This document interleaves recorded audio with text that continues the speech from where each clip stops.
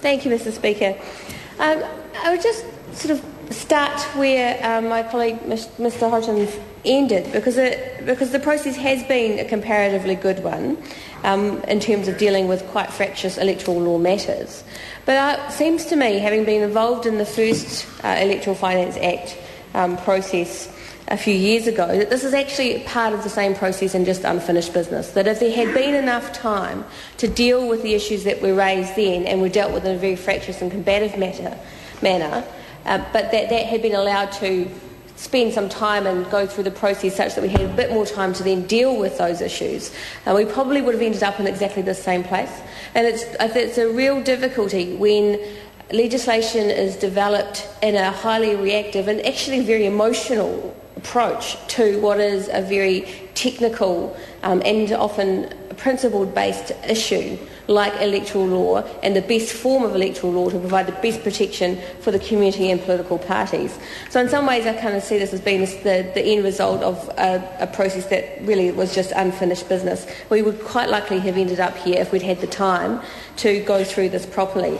I mean, the difficulty was, of course, as Leanne Dalziel has explained, that 2005 was a very unusual election in some respects because of the Exclusive Brethren attack. And I do want to acknowledge my late colleague Rod Donald and Jeanette Fitzsimons, who exposed the Exclusive Brethren campaign and the relationship between the Exclusive Brethren and the National Party in that $1 million campaign. If it had not been for them chasing those people down, we would not have had their role in this exposed to the extent that we did.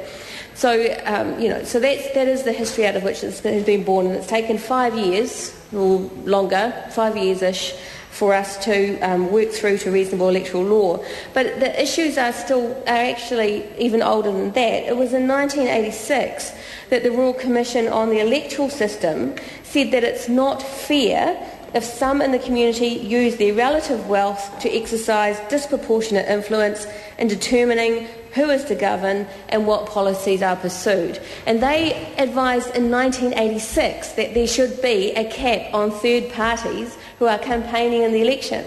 And it wasn't, 20 years later, 20 years later in 2005, or just after 2005, we finally see one of the bigger parties finally seeing the validity of that statement, because there was no cap until after 2005. So finally one of the parties saw the validity of that statement, because they were the subject of a $1 million campaign against them, uncapped campaign against them. So it wasn't until they actually felt the pain of that process that they then realised that actually the Royal Commission had it right, and we should have many years before instituted a process of caps on third parties. It's only the political consensus we now have, which is very good and very valuable, that there should be caps on all political players during election campaign, is excellent. But it shouldn't require a kind of 2005 attack campaign to make parties, especially National and Labour, understand the importance of having electoral law based on sound principle from the start.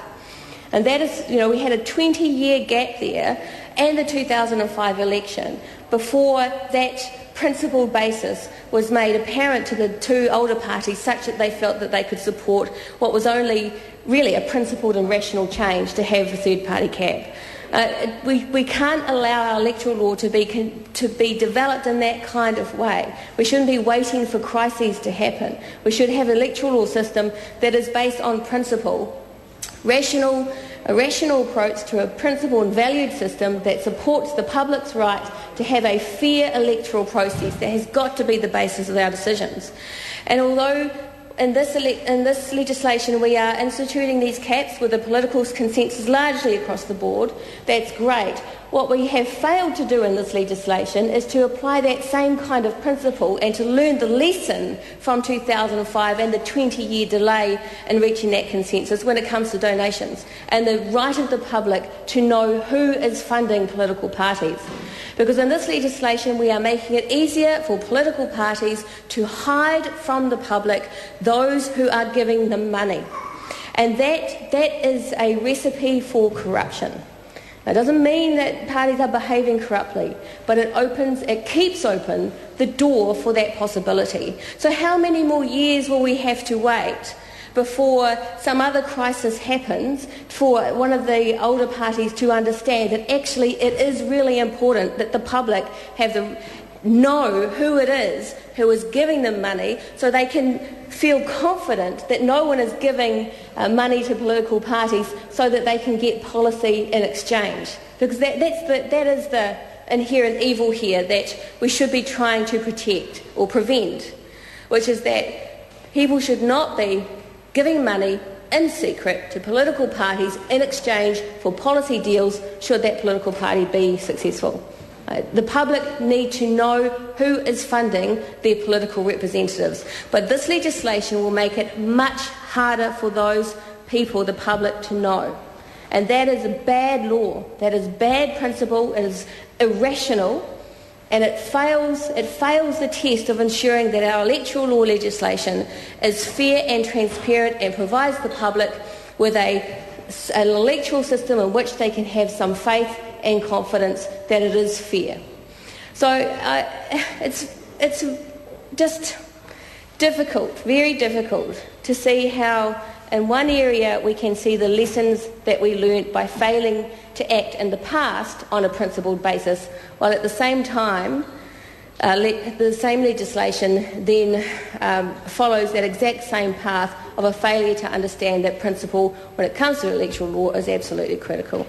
So the process has been a better one this time round. We have got slightly better law this time round than we did last time, and on that basis the Green Party will be supporting it.